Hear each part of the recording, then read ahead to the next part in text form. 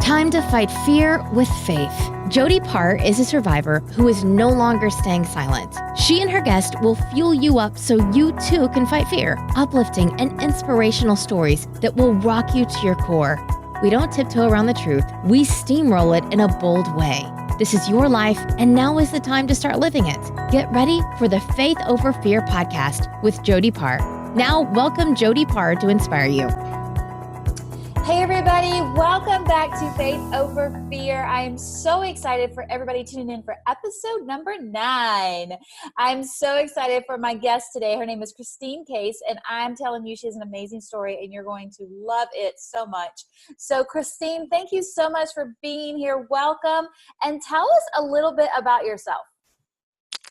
Hello, thank you for having me. It's an honor to be here today. I want to start off with the fears. For me, it was when I was young. So I'm actually from Brazil. I was born and raised there till I was 8, and we moved to America. And we take for granted of what we have here in this country so much. And my parents came here because they wanted to do better for their lives, but also for us. So going back to my childhood, when I remember being there, we had it hard. We did, but I wasn't aware of that until I got older, when it was made aware to me. Then it seemed like that's not how life is supposed to be. But when you're in that, you don't know any different. Right. So, people say, oh, you poor thing. No, I wasn't, because I was okay, because that's how our family lived. That's how we were. And so we came to America, and I have a wonderful family. I went to a university here in Springfield, Missouri. Was here from that time on. I love this state. I love this area. So I decided to move out town and get a little 5 acres, and we moved and stayed in the outskirts of Springfield, where my boys had a country style living, but we were close enough to town that we could go back and forth with no problem. But I wanted them to not be in a big town in school. I wanted a tight-knit community. And that's where it all began for me. My journey started when things started going bad for me. I was a minister's wife. I was thought that this was my life. I've been in church all my life.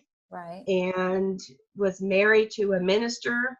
And my boys were really young and decided that he didn't want to be a father or a husband anymore, and he decided to leave. And I was devastated. Wow. My world crumbled at that time. Yeah. So, that's when I came to the realization that I can either have fear and stay in my little cocoon and just close up the doors and say, this is life and this is the way it needs to be. And I was not willing to do that because of my boys. I think God knew I needed 2 boys in my life, and that's why I never had a girl. Right. And because they were goers, they were very involved, but because they were involved, I got involved in school. I got involved in things that kept me from not seeing the bad in life. And I stayed grounded in God's word. I stayed grounded in church, and my community helped me.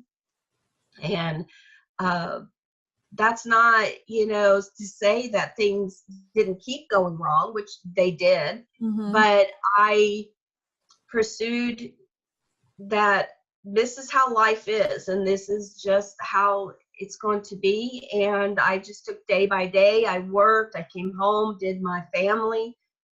Eventually, about 5 years later, I met a gentleman and got remarried, and things didn't get any better. They actually ended up getting worse because of finances and his physical health.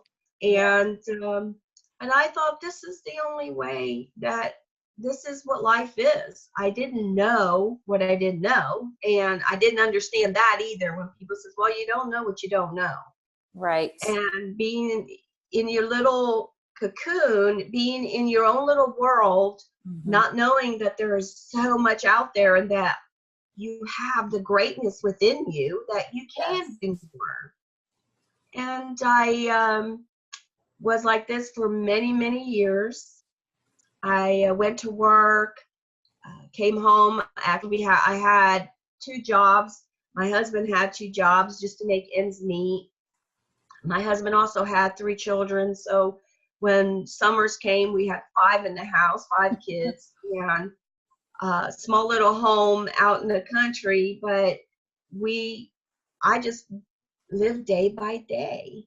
Yeah. And one day I just, something hit, and I said, it's got to be more than that. I've got something to give. And I couldn't think the greatness of what I could give. It's just that I knew I didn't want to live this way. My kids were getting ready to graduate high school. And what now? What after this? What else can I do? My whole life was surrounded around my kids and my husband. And now what? I'm at that time I was over 50 and just hit 50. And why am I now asking that? And there was always fears and disbelief and things, but it was never to where it was controlling. I was able to always control those fears, because there's good fears and there's bad fears. Right. And I talk about that in a book I wrote, and people don't realize that they always think that fear is always bad. No, there's good fears, because when you have a fear, it stops you from doing bad things. And it stops you from crossing the street when there's a car coming, because you get that it hits you. There's fears that you tell your kids all the time, don't touch that stove because you'll burn your hands. You already have that natural instinct that's a good fear. But then there's also bad fears. There's the mindset. There is doubts. There's stuff that keeps you from achieving your goals and your dreams. But that's the fears that you put on yourself. That's not an instinct type of fear. Right. And that's what we need to deal with, is those kind of fears. That's keeping you from achieving. Right. So I'm excited where life has taken me and what the future holds for me. So you wrote a book called Popsicle Toes. I love that title so much. Oh my gosh. So tell me how the book came about. And I'm sitting here looking at you, and I'm like, you're talking about when you were 50. I can't even imagine, because you don't even look that now. So I'm like, tell me, like, when did you decide? And I think it's so amazing, really, Cristine, that you are speaking out about this, because how many women get stuck and they feel like this is all there is to life. Like, there's nothing else. And just like you talked about, it's almost like you're in that cocoon, and it's not really a comfortable place, but at the same time, it is a comfortable place, because you don't know what's on the outside of that cocoon. So you kind of stay inside there to protect yourself. But at the same time, if you would get out of the cocoon, you'd fly. Right. So explain to us, like, when did it happen? When you had that moment, when did you decide to write a book, and how did you come up with the title of Popsicle Toes? Thank you for asking that.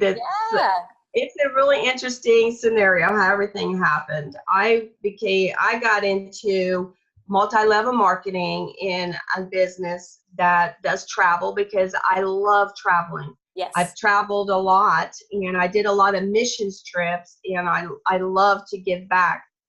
So I went into this business to help others get discount travel. Yeah. Well, when I did that, I went to some events, and I love the motivation. I love this trainings that you get on this. They're hyped up, but they're they're really thought provoking.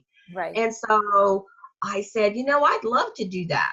Mm-hmm. And my mentor, who used to be previously my boss at a law firm, he turned around and said, why don't you? And I was like, don't do what? He said, you said I'd love to do that. And That's so good. Yes. I said it, but I didn't really believe it that I could do that. Yes. Like, that's not in my circle, Right. And so I started pursuing that. It's like, why not? So when we had a training in town for our team, he asked me to be one of the speakers. So he asked me to do that. And I used to speak in church vicinity. I spoken with women ministries and stuff. So it's a different type of speaking. Yeah. I had the Bible that I based on, so it was easier for me to pull something out and talk about that. So to go in to speaking to a team and try to motivate them, so it was a different mindset. Yeah. So months before that, I started focusing on me. What did I need to change on me, my mindset? Good. What did I have to focus on? And then I just asked God to give me something. And one day I just had it, and when I went and presented it to the team, there was about 20 some people in the room, and I presented that and I got a standing ovation. And it wasn't even that I was speaking. I was speaking my heart. That's and heart space. how Yeah.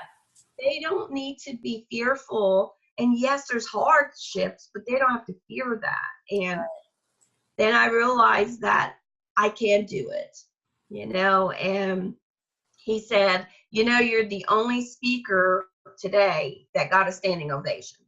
And I was like, oh, you're being kind. You're just my mentor. You're a friend, You're just trying to pep me up. And then I realized it once I sat down that I was not me. It was my heart that spoke. So when my heart came out, I reached to the people's hearts too. And that was my transformation day. I said, I want to do this. Yeah. So I pursued it. I was able to get an opportunity. I actually won. I was sitting on my bed watching a video, and then a live popped up, and I don't get notifications for lives on my phone. But for this one I did, and it was a Les Brown. And I watched that, and he was in his hospital room and talking about how God had touched him and the whole scenario. And he said, I'm so grateful for what has happened to me. I want to pay it forward. And he said, the next 7 callers, if you call in, I will give you a free ticket to come to my event. And I was like, oh, I don't want to. It was free ticket to his event. All I had to pay for was my airfare and my hotel room, which I thought it's definitely worth it. I get to sit in front of a Les Brown. That's an amazing thing. And I never knew who Les Brown was because I didn't do motivational stuff. Right. So it's only been in the few months that I started listening to Les Brown. So every day in the mornings, I would get up and do motivational, somebody, Eric Thomas or, a Les Brown.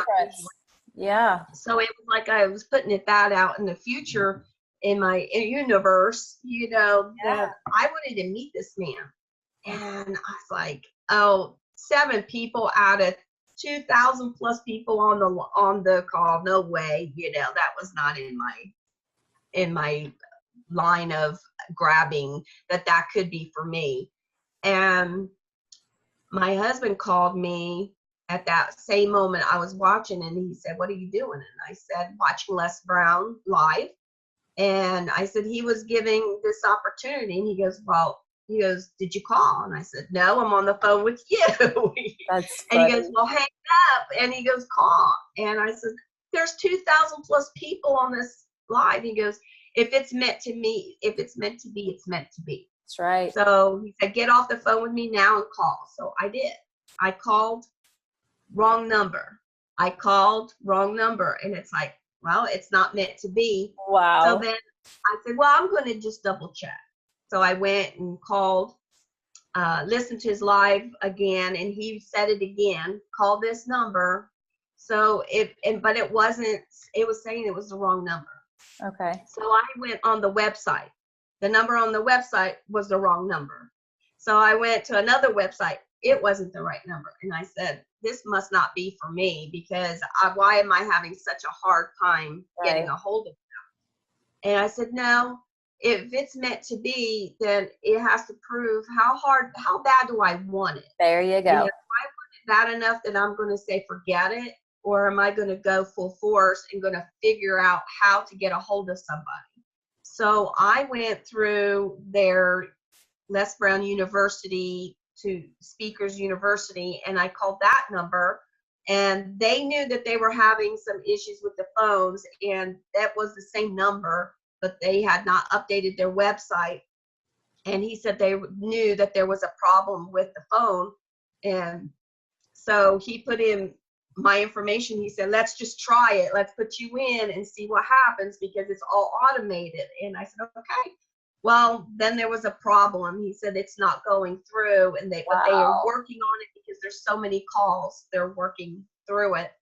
And he took my number and said, I will text you, but as soon as you get that text, call me back right away, because we got to do it, because since it's automated calling, it will take the next caller. So he texted me, call me now, and I called him back, and he said, let's put this through, and I put the credit card through for a small deposit, and it went through, and he goes, you know what, you're caller number 7, and that's Les Brown's lucky number. So I knew that was meant to be. And that's where everything started, was when I went to that. I was put on the stage, and I was not expecting that. I was not prepared. I was there. That was when I met you. And yes. You did such a great job. I would have never guessed that was the first time that you were ever there. Yes. I was so overwhelmed by the generosity that they would put me on stage with Les Brown, and Les introduced me. And yes, I was excited. I was so nervous, and fear. I mean, I dealt with fear all that weekend, and I cried in my room asking God to help me, because, you know, I didn't want to be out on my own. I wanted this to be all God thing. Absolutely. And I said, if it's not you, take it away. Take the desires away. And things just started popping. I met the lady that does the video for them, and she goes, oh, let's do a little video of you. And it's like, she did photo of me. That was not something that was part of it. And she said, I'm just giving it back. You know, God has given me a lot. And she said, just call it a blessing. I love that. Actually, things were just like falling into place. And yeah, that's where my journey began, was that weekend, knowing and meeting Les Brown and Ona, and being able to meet the wonderful people I met there. The connections that I received through that alone was just amazing. The encouragement. People become friends with you on Facebook, and then they private message you, and we stay connected, and we help each other, you know, and we become family. Yes. And yeah, that's how it began. And so I had been working with Les Brown. He became my mentor. He told me, he went, I have my eye on you. He always does that little eye. I love him. Yeah. And I love him to pieces. I do too. And he said, do you have a book? And I said, no, sir. And he said, you have to write a book. I go, yes, sir. And that's what I did. I said, I have no clue what I'm doing. What am I writing a book, you know? And he connected me with Michelle, and Michelle does book camp. And so I went to a 3-day book camp to learn how to write a book. And actually that happened. Everything happened in that weekend. You actually physically wrote a book in 3 days. And I was amazed how you can write a book in 3 days. 3 days. Yeah. 3 days. And it's like, I thought it took years, you know, 'cause I know people who have written a book and it took them many years. Oh, yeah. but now it's easier to do that. And so he's taught us techniques. And I came up with, I said, I'm going to take your class. I'm going to do it. So I said, I have no idea what I'm going to write on. I have no idea how to even begin. I am like nothing. There's nothing there. You have a lot of work ahead of you, buddy. And he laughed and said, I will take care of you. And I was able to bring my son with me. And we were driving.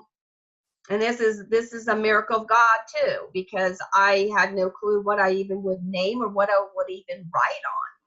But we were in the Uber going from the airport to the hotel where we're going to have the event. And we were talking, we did a share ride, and there was another couple in there, and we were all just laughing and having a good time. And there was a song on, and the guy stopped our conversation. He goes, I just don't get this song. And he said the name, I don't get it. The name of the song is Popsicle Toes. I love and it. my son popped up and he said, well, I can explain. The Popsicle Toes is like when you're married and you know how the wife always has cold feet and she puts that on you. Well, the song is saying that even I'm willing to warm up your popsicle toes. Like no matter what life brings us, no matter what happens, I'm willing to warm up your feet. I am there for you. Like I've got your back. And I said, that is a strange name, Popsicle Toes, for that, because I would have never thought of that. Yeah. Well, growing up, I used to always tease because I always have cold feet. And I was like, I teased my husband, yeah, I have popsicle toes. And when we went to the event, that evening we had a meeting, and he said, tomorrow you will have a title of your book, and that's where we start. And the next day we were in there, he did a preliminary, what was going to happen. And then he goes, okay, first we're going to work on is getting a title for your book. And he gave us tips. And I turned over and I looked at my son and I said, Popsicle Toes. And I said, that would be fantastic. And he goes, I can help you with that, Mom. I got the subtitle for you. And he wrote it down and he gave it to me. And I was like, oh my word, that is perfect.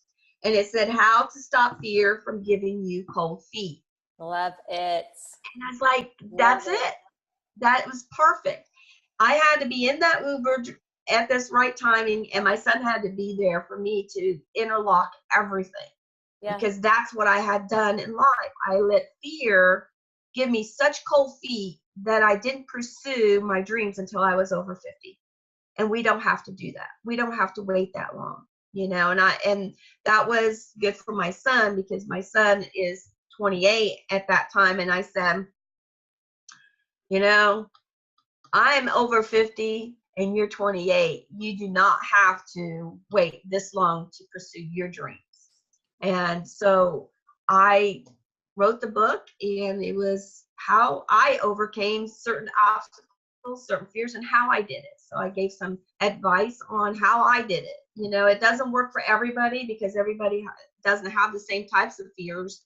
Mm-hmm. Mine was overcoming stage fright, becoming fearful of what people thought, what people would think of me, because in the church realm, I didn't want people thinking I was becoming worldly in their sense, and I had to deal with all that on top of it, and people saying that, what in the world are you thinking? You're 50 plus years old. Why are you now? You should now, be retiring. And I was like, yeah, but I'm a go-getter. I don't sit still. I love to do things, love to learn new things. I'm always learning. And I'm not going to sit here and let people tell me that I can't do it. I love that. I love that. And, tell us, so what was it that helped you with stage fright? A lot of people have stage fright. So a lot of people listening, what was it that helped you with that stage fright? Helping understand what a stage fright is.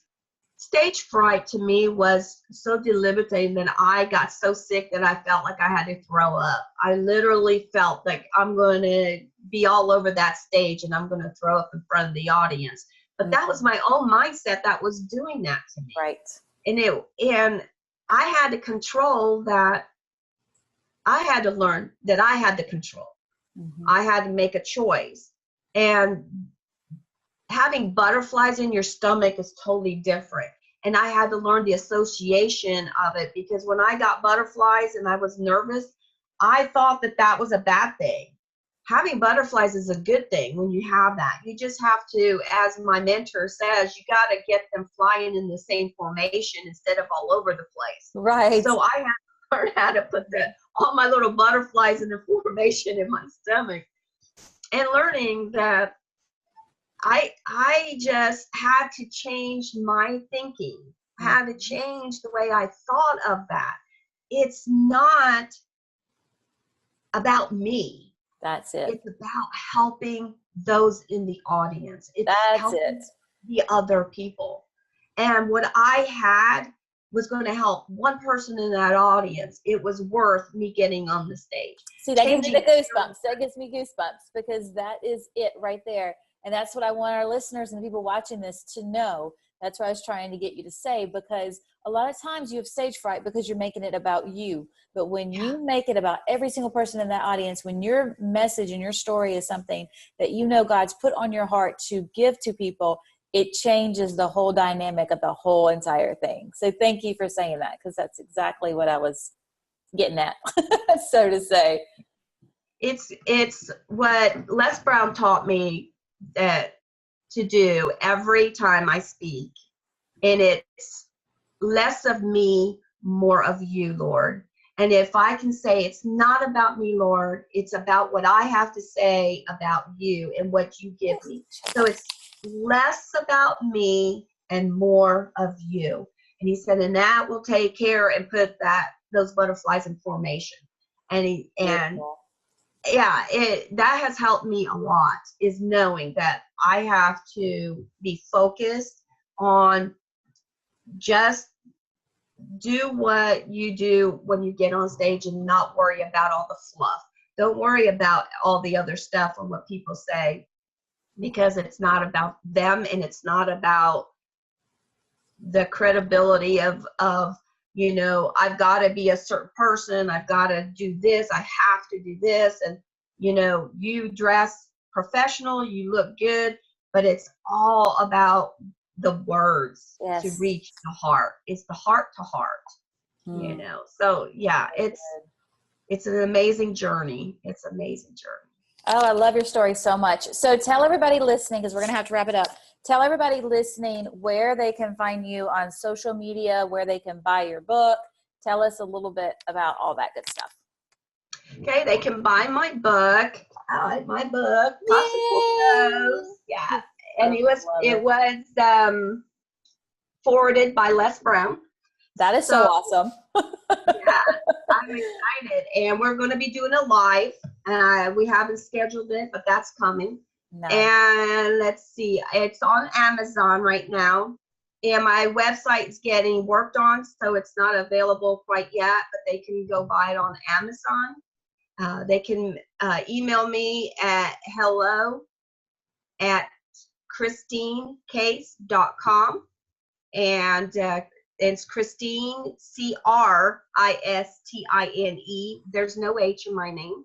So it's Cristine Case, and you can email me and I can set you up with the book, or you could just go to Amazon and get that. And looking forward to doing great things. And even with you, Jody, I appreciate you doing this podcast and having me on your show today. Oh, absolutely. It's been an honor. I have enjoyed it. And also, I want you to just leave everybody with one final thought. What would that one final thought be? Final thought, I would say, would be get out of your own way. We stumble because we're doing our own thing. Get out of your own way, get out of your own head, your own mind, and focus on your dream, focus on God, and He will direct your path. He will put everything in place in the due time. Oh, I love that so much. Cristine, thank you so much for being here. This has been the most awesome podcast. And guys, thank you so much for watching. My name is Jody Paar. In order to order my book, Boss, you can go to Jody Paar, JodyPaar.com and order it there, or also on Amazon as well. I think the more books we read, guys, about people that have been through fear and overcoming fear, it's going to help you. You want to put that positivity into yourself. Also, you can find me on Facebook, Jody Thomas Paar, and Instagram, The Jody Paar. So thank you so much, Cristine, again, for everything. I enjoyed this. And thank you guys for watching and listening, and we'll see you next time.